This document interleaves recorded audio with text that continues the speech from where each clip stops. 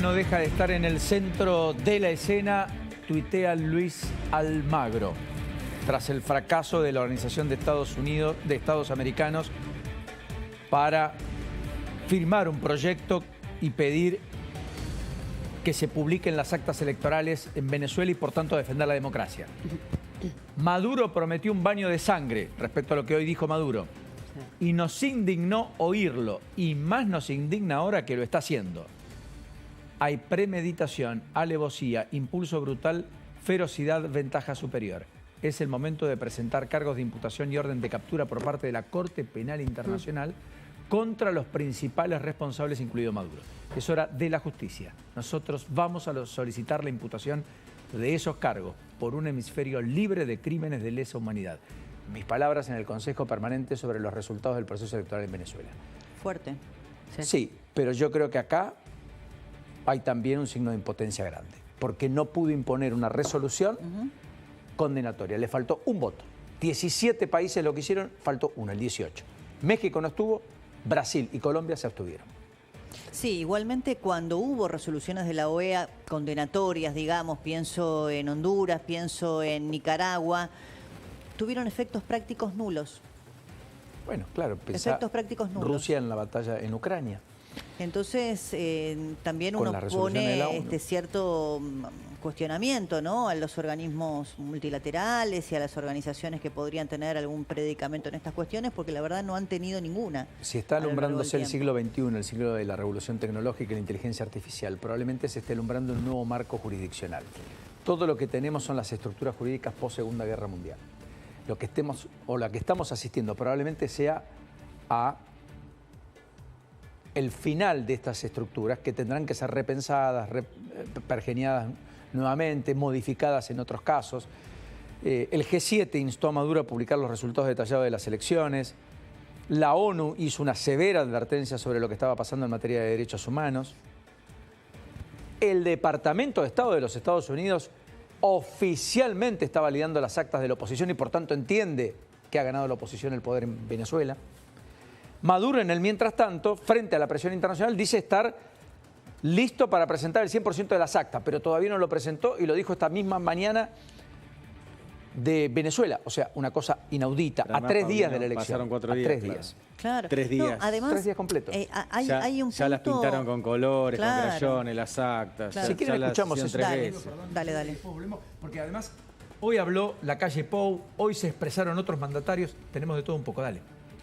El gran polo patriótico y el Partido Socialista Unido de Venezuela está listo para presentar el 100% de las actas electorales que están en nuestras manos y espero que la sala electoral haga lo mismo con cada candidato y cada partido. Sé lo que les estoy diciendo. Muy pronto se van a enterar porque las pruebas, Dios está con nosotros y las pruebas ya aparecieron de este complot.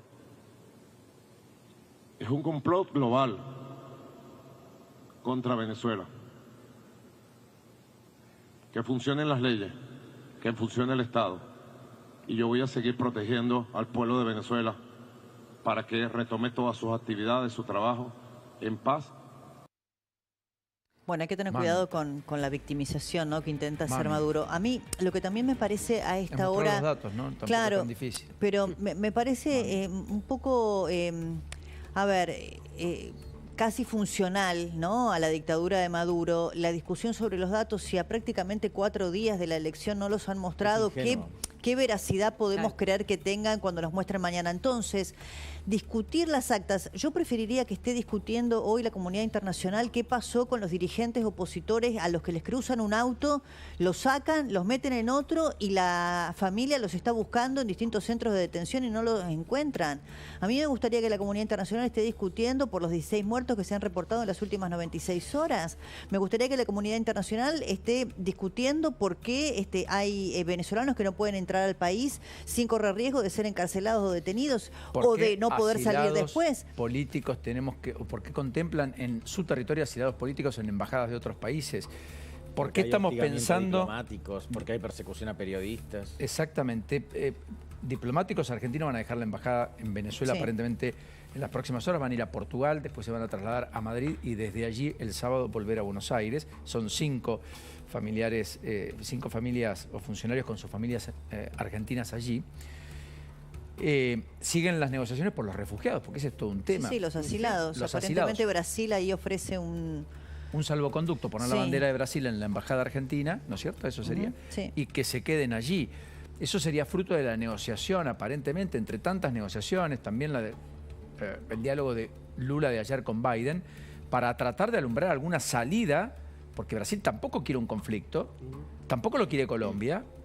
El problema es que Venezuela parecería estar dispuesta a todo, pero la oposición tampoco quiere dar un paso atrás y se siente ganadora y sus actas reflejan la victoria, las que nunca mostró Maduro, que además fue proclamado con el 80% del escrutinio provisorio que tampoco nadie vio. Sí, por eso, digo, a mí me preocupa un poco que la discusión esté hoy centrada y que incluso, no sé, el bloque kirchnerista hoy, algunos tibios, ¿no?, que empiezan a decir, bueno, estamos esperando las actas, que la discusión esté centrada en las actas. Mañana va a ser prácticamente el 4º día desde el comicio. Si hasta ahora no las pudieron mostrar es porque no las tienen y si no, porque estuvieron montando un fenomenal fraude comprobable a través de las actas. En estos días que han pasado. Entonces, me parece ya una discusión abstracta pedirle las actas a Maduro. Lo que hay que pedirle a Maduro es que funcione la democracia en Venezuela. Lo que hay que pedirle a Maduro es que haya división de poderes en un país que no lo hay. Lo que hay que pedirle a Maduro es que deje de haber centros clandestinos de atención. Quiero rectificar algo. Esto no se le puede pedir a Maduro. Claro. Bueno, entonces no discutamos más las actas. Entonces, eso totalmente. Ahora, volviendo al tema anterior, Colombia no quiere un problema, Brasil no quiere un problema, yo creo que México incluso tampoco quiere un problema adicional con Estados Unidos. Lo que me llama mucho la atención es que en este contexto de creciente debilidad del régimen venezolano no haya nadie forzando un salvoconducto para Maduro, como ocurrió con otras dictaduras. Quizá lo haya. Eso yo no lo veo. Quizá lo haya porque ojalá, lo estoy esperando. Estas cuestiones habitualmente no trascienden, ¿no? Quiero escuchar a la calle Pou, habló hoy. Mirá, el presidente de Uruguay dijo esto contundente, concluyente, diría yo. Es indefendible lo que está pasando. Y lo que es increíble es cómo el poder puede llegar tanto a alguien, ¿no? O sea, ya está. O sea, ¿querés estar en el gobierno aún dañando a tu gente? Porque se supone que quiere ser presidente, tendrá una ideología u otra, pero quiere hacerle bien a su pueblo. Ha empobrecido su país. La gente se ha ido de Venezuela y no la está pasando bien. No puede tener a alguien tan enceguecido por el poder y por eso me parece que la comunidad internacional tiene que ser firme. Y por suerte, algunos países lo dijeron al principio, otros que son un poquito más importantes, por decir de alguna manera, están arrimándose. Organismos internacionales que fueron convocados a controlar las elecciones están diciendo que no fue. Bueno, yo creo que la presión internacional es importantísima para que Venezuela recupere la democracia. La única manera de recuperar la democracia es que se cuenten bien los votos, que aparezcan los documentos donde están establecidos los votos, porque la sospecha la teníamos y esto sería la confirmación de que se produjo un fraude. Fue concluyente, contundente. Pero ahora, miren, yo tengo una pregunta. ¿Y qué pasa si mañana, como dijo Maduro en el tape que pusiste recién, efectivamente él presenta, como dijo, el 100% de las actas? ¿Qué pasa? No Entonces terminó la discusión. Terminó. Decimos listo, Maduro 6 años más. Tienen criterios de validación hasta lo que me han dicho. Hay 3 instancias para hacerlo. Tiene que tener toda una contabilización, el código QR, un montón de cosas que no son simples ni sencillas, por lo cual entiendo Maduro no las ha presentado, no las va a presentar tal vez, y así las presente va a generar esta misma interrogante. Fíjate lo que dijo Javier González Olaechea. También durísimo hoy en los estrados de la OEA, donde también habló Diana Mondino, sentando una postura muy vehemente y firme al respecto. Así hablaba, insisto, otro de los exponentes de los que cuestionaron duramente lo que pasó en Venezuela. Van a descalificar la misión técnica de la propia organización que nos convoca o que hemos convocado varios países.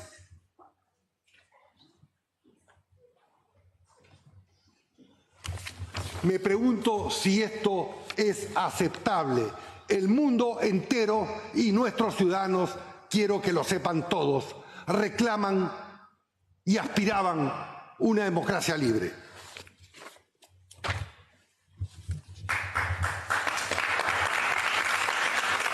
Y estos aplausos, estoy hablando el ministro de Relaciones Exteriores del Perú. No es un hecho menor. O sea, Petro dejó la presidencia. El ministro de Relaciones Exteriores fue vehemente, contundente. Dijo, están desairándose a ustedes mismos. Porque además la OEA es la que debe garantizar y velar por los derechos democráticos y por la plena vigencia de la democracia. María Corina Machado definitivamente fue una de las que agradeció. Porque, insisto, fue uno de los discursos más vehementes en Washington en el día de hoy. Dijo, agradezco al pueblo peruano, a su gobierno y a su canciller Javier González Olaechea por su firme defensa de la causa democrática en Venezuela y el respeto a la soberanía popular expresada de manera masiva y contundente el 28 de julio. Vamos a lograr que se respete la verdad y sabemos que contamos con Perú. Esto no es un hecho menor. O sea, fíjate como Boric el lunes mismo, sin ningún tipo de atenuante, dijo, no hay transparencia. No. Bien. Y ahora es Petro. Por supuesto, Milei, Lacalle Pou, el presidente de Paraguay.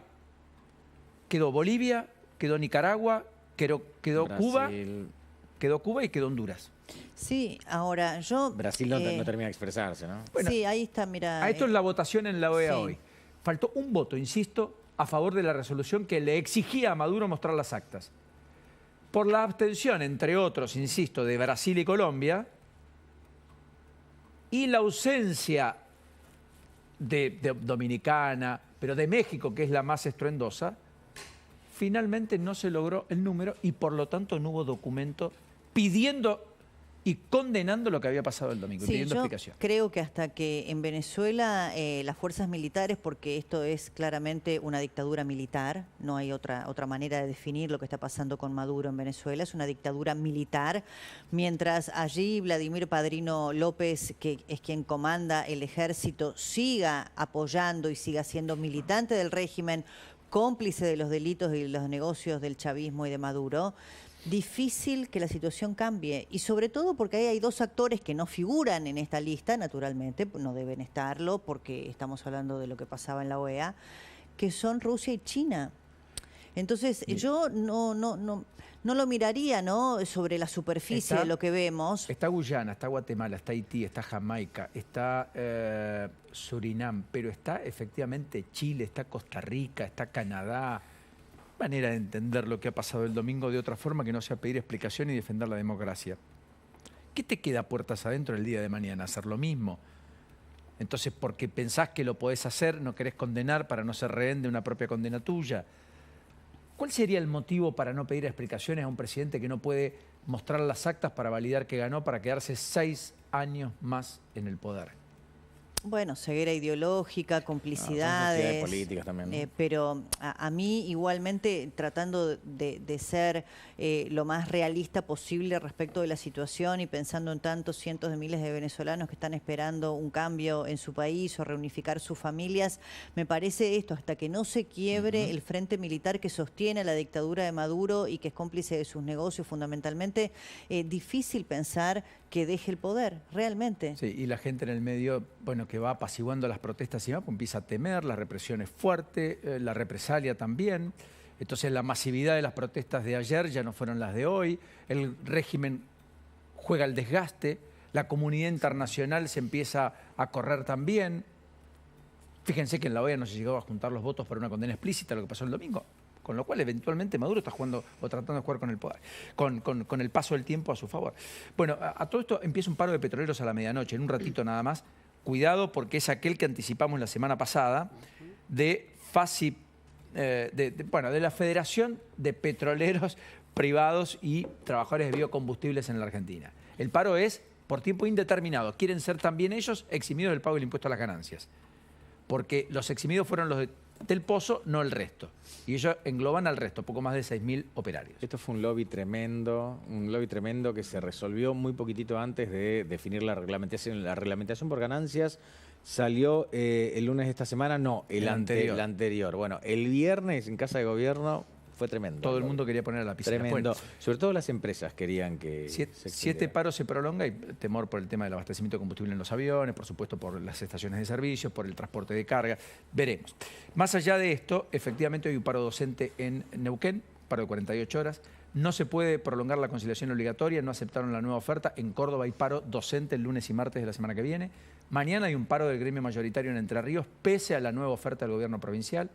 Es decir, que estamos frente a algunos conflictos que no están zanjados y que eventualmente van a tomar cuerpo si es que la escasez de recursos de muchos impide dar los aumentos en línea a lo que los gremios están planteando. Hoy hubo una previa de Pablo López, el ministro de Economía de la provincia de Buenos Aires, con los gremios en la provincia, que de belicosidad para con Kicillof tienen cero, pero reclamaron por lo suyo.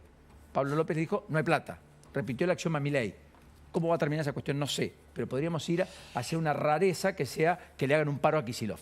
No lo sabemos, veremos. Bueno, mientras tanto, ¿qué es lo que aumenta en agosto, Pablito?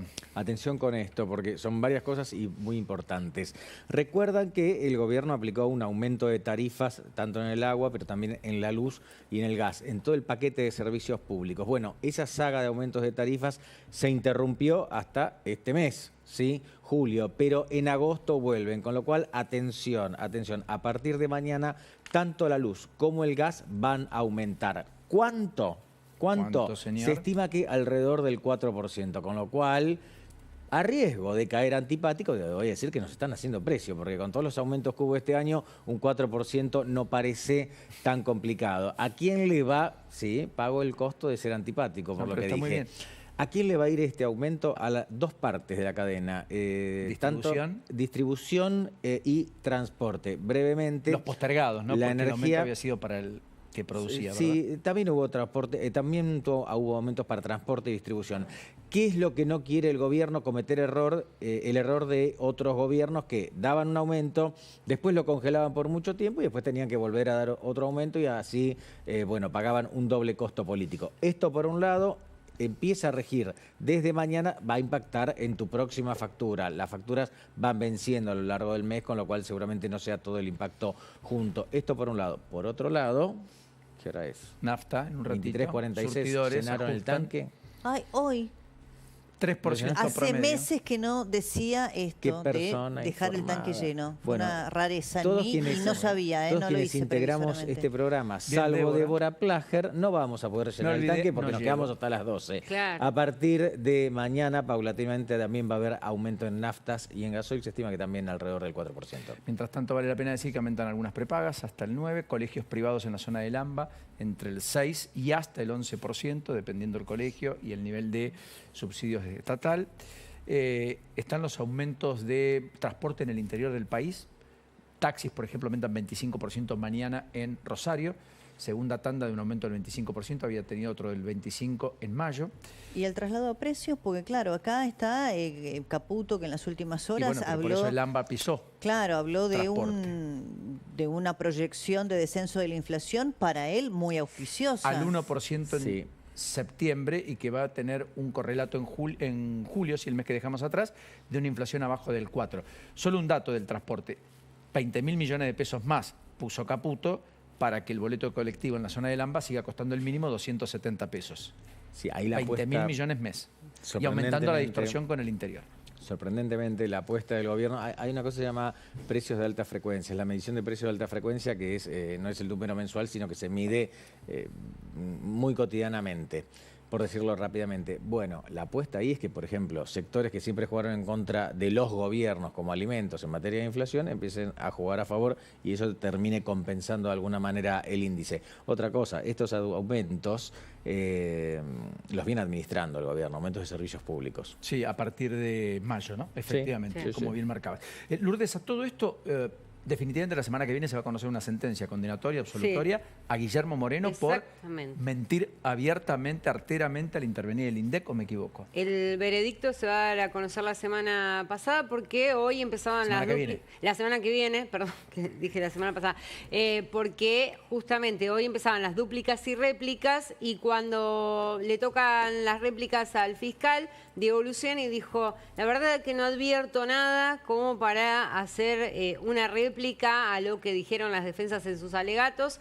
Por lo tanto, la justicia pasó a un cuarto intermedio, el Tribunal Oral Federal número 2, para la semana próxima, el lunes próximo. Va a haber últimas palabras de los acusados, Guillermo Moreno, Beatriz Paglieri y otras dos exfuncionarias del INDEC, y después ya el tribunal pasará a deliberar y dará a conocer el veredicto en esta causa que se conoce como la manipulación de datos del INDEC. Perdón, ¿la condena cuál puede ser? Mira, la Fiscalía pidió 4 años de prisión y 10 de inhabilitación para Guillermo Moreno. Con lo cual tiene que ser efectiva. Sí, si le dan No, el no es máximo, sí. efectiva. No, no. 4 años, sí, ¿no? Si le dan más de Menos 3. de 5. Ah. O sea que Moreno no va preso Aparte, nunca. hasta que quede firme, Lo único que imagínate. podría ocurrir es que en 2027 no sea candidato a presidente, como quiere. Podría ocurrir. Si lo terminan Si es por que la inhabilitar... Corte, si llega antes de 2027 a la Corte. Ah, no, eso no va a pasar. Hablando de la Corte, Ahí está. Guillermo Montenegro acá dijo finalmente que apoya a que el juez Ariel Lijo llegue al máximo Tribunal de Justicia. Dirigente del PRO en un partido en donde la mayoría de los referentes dijeron no. al Lijo. ¿Querés mostrar lo de Montenegro esta tarde? Por si te lo perdiste, fue esta la definición. Mirá. La Corte es el órgano más importante del Poder Judicial. Y se tratan todos los temas. Sí. O sea, derecho penal, derecho administrativo, derecho civil, derecho comercial. Hoy nosotros no existe en la Corte un especialista en derecho penal. Y cuando vos ves los problemas que tiene no solamente la Argentina y el mundo con delitos transnacionales, con narcotráfico, con terrorismo, con trata de personas, poner una persona de las características de Ariel Lijo que intervino en ese tipo de casos en los últimos 20 años, mínimo, desde que es juez, y que ha trabajado en causas que no tienen que ver con un dealer, sino que tienen que ver con organizaciones criminales y que ha desbaratado. Y yo digo, a ver, la experiencia tribunalicia... O sea, ¿usted estaría para votarlo? Sí, por supuesto. A diferencia de lo que ha dicho el PRO o lo que ha dicho muchos senadores del PRO, que no, que es un límite. Yo no tengo ninguna duda de la capacidad que tiene el doctor Lijo para llevar adelante más de 20 años en experiencia tribunalicia y sobre todo en el tipo de delitos que claramente van a estar discutiéndose en la Corte en los próximos años y cuando necesitas un especialista en derecho penal y en un derecho penal que tiene que ver con delitos transnacionales, con delitos de trata de personas, con narcotráfico. Podríamos seguir dejándolo un rato más porque hablo bastante en extenso, pero lo concreto terminó es que... ya se venció el plazo de las impugnaciones de adhesiones. Ellos ahora, hasta el 2028, que van a hacer las audiencias en el Senado, tienen que responder las preguntas que se les han hecho, ¿no? Cualquiera de los casos yo creo que esto se resuelve con una negociación adicional. La planteó ayer Mariano Cuño Libarona, ministro de Justicia de la Nación. ¿Quieren verlo? ¿Cómo se termina? Claro. Sí. Miren, Mariano Cuño Libarona, le pregunto, ¿y usted podría ir al camino de ampliar la Corte? Porque si vos amplias la Corte, todos meten la mano, la negociación se abre, podrían entrar mujeres, cada uno podría poner un juez. ¿Qué dijo? Esto. ¿La idea de ampliar la Corte está en su mente o no? Está en estudio. ¿Cómo? Está en estudio. O sea, ¿es una posibilidad llevarlo a 9? Yo te soy honesto. Desde noviembre que empecé a pensarlo, a hoy cada día me fui convenciendo más por el sí. Por muchos motivos, no porque sea más rápido. O sea, ampliar la Corte podría ser la idea del gobierno. Es una posibilidad, está en estudio, es una posibilidad. Me quedo es con una ese posibilidad título. firme. Si me decías en noviembre, te decía verde. No, hoy está en carpeta en estudio. A muchos de los integrantes del gabinete con los que le hemos conversado, a muchos les gusta. Al final piensa como Alberto, que quería ampliar la Corte. Bueno, de hecho, media sanción en el Senado para llevarlo a 16. Claro. Acá la idea es 9. Porque querían hacer distintas secretarías para que se... O sea, Correcto. no es mala la idea de ampliar a distintas secretarías que entiendan en las distintas materias, porque hoy Eso es tenemos... Brasil. Hoy tenemos 4 cortesanos, y no quiere decir que ellos entiendan sobre todo. Tienen obviamente su equipo de trabajo que cada uno debe entender en la materia, pero la idea sería que haya una Secretaría de Derecho Administrativo, una Secretaría de Penal, una Secretaría de Civil y así, que se entiendan las distintas materias. Claro, la Eso- idea para mí sería que sea una corte independiente. Sí. ¿No? Ese es el problema. Primero y legítimo. fundamentalmente. Primero y Si fundamental. 9, Después, si 5, quieres saber 10, de derecho cuatro, penal, administrativo, acá Y el ya que problema estamos- es que queremos que las instituciones funcionen y que haya una corte independiente. ¿Qué es urgente a esta hora? Urgente a esta hora, a las 23:53.